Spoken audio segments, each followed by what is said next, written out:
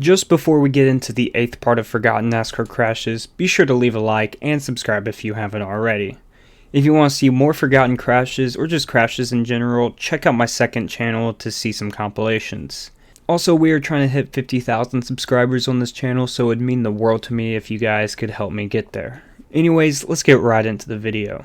There's a car smoking. That's Jared. We're checking on Oh, look at the smoke, Elliott. It looks like the engine has gone away. Now, big crash up in turn 2. Just a big crash. Must be oil from the And Elliott is involved again in the car. Has flame coming from it. Wow, 2 weekends in a row. A terrible crash for Bill Elliott. After Dale Jarrett blew an engine, oil leaked all over the track and resulted in this big crash. Kyle Petty was on the inside lane, lost control, and slid up the track and took out Bill Elliott. Bill Elliott's best years were clearly behind him, but he started the '98 season strong with 3 straight top 10s. Unfortunately, he would only score 2 more top 10s all season and have the worst full season of his career up to this point, finishing 18th in the championship. It just becomes a chain reaction type of a situation. When There's Kyle Earnhardt, though, and I mean, he's spinning, and you know, there wasn't anybody close to him. I don't think anybody hit him.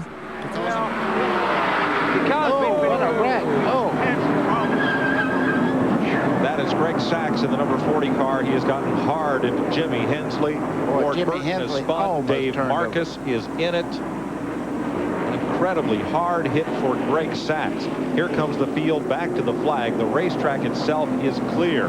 Joe Nemechek bumped into the back of Jimmy Hensley and spun him around directly in the path of Greg Sachs. Sachs made hard contact with the rear of Hensley's car, nearly turning him upside down.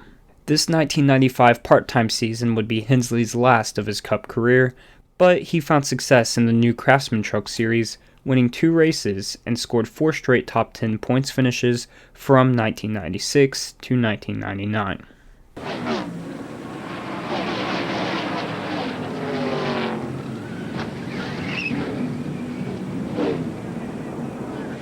Oh, we got a crash on the front stretch. Oh, the 5 car and Stephen Again. Wallace involved. It's the second time this 5 car's been involved.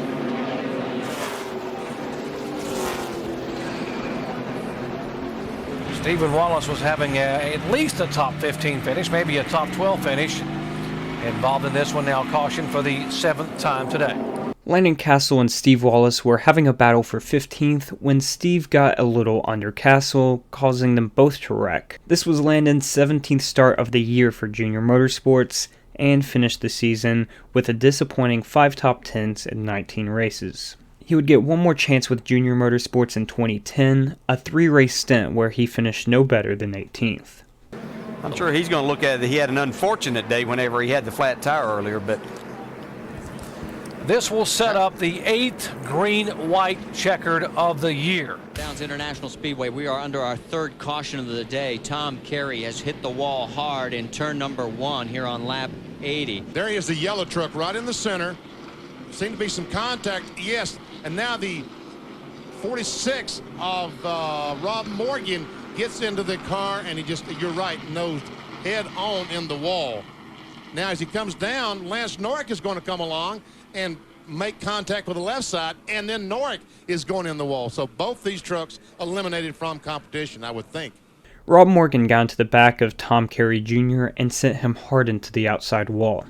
Rookie Kurt Busch won the race and brought himself back into championship contention. After race 20, Busch sat 4th in the points, but in the last 4 races, he finished 3rd, 1st, 3rd, and 1st again. However, this wasn't enough to close the gap to Greg Biffle and would lose out on the championship. Last year.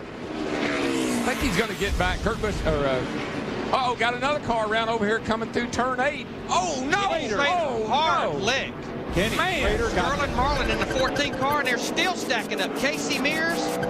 one car, T-bone Schrader extremely hard. Oh, it was an incredible lick. That's Tom Hubert in the 27 car. Tom Hubert nailed Kenny Schrader.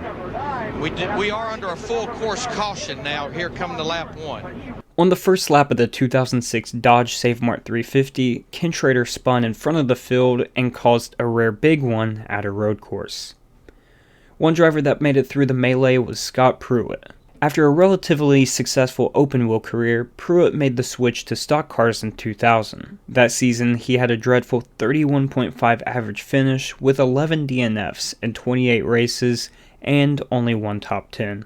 After this, he became a road course ringer and picked up 5 top 10s in his 12 starts after his rookie year. Got his teammate Harrison Burton right behind him. Contact, and it looked like Jesse Little into the wall and collects several. Parker Kligerman involved, Spencer Boyd in the mix, Austin Wayne Self in the 22. On a late race restart, Jesse Little spun the tires, which caused Parker Kligerman to get into the back of him and turn to Little. This set off a multi-car crash in the tri-oval. In the background of the replay, Chad Finley tried to go through the grass to avoid the incident, but the splitter dug into the ground, sending him airborne. With a similar problem was Austin Wayne Self, and both retired from the race. Splitter, the debris on the track, but got through it relatively unscathed.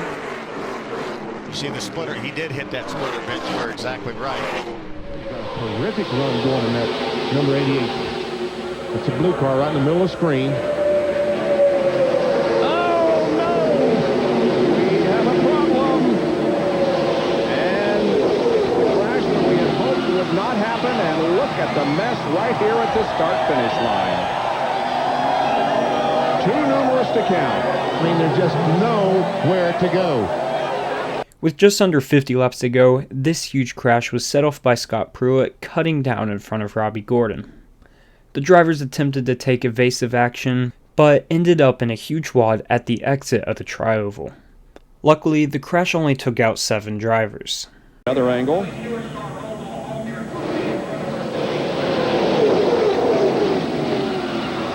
Walker took a hard shot at the outside wall, and Ted Musgrave did also in that 15 car.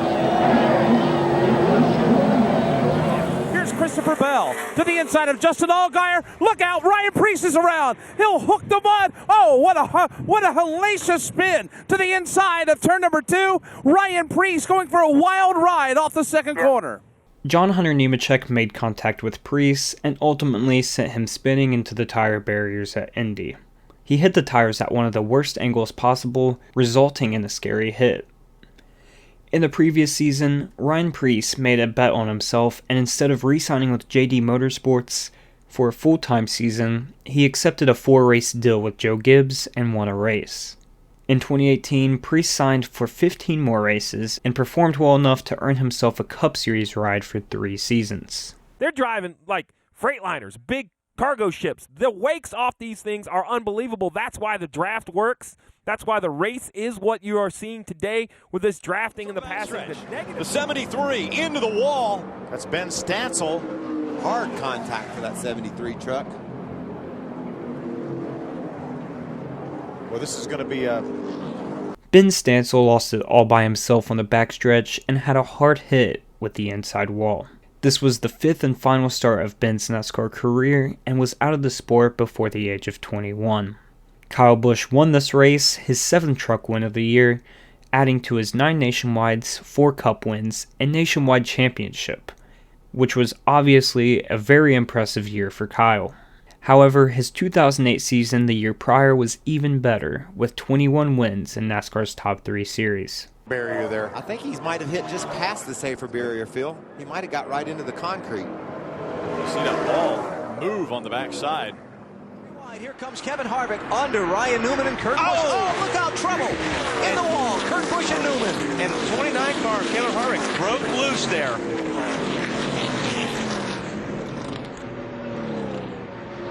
Ryan Newman looks like his day is over. Trying to make a 3-wide pass, Kevin Harvick got loose and took out himself, Kurt Busch, and Ryan Newman.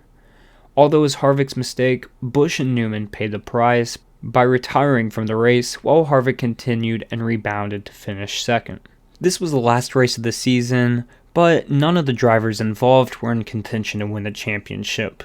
However, this incident allowed Harvick to jump Newman for 5th in the standings, despite Newman's 8 wins compared to Harvick's 1 win.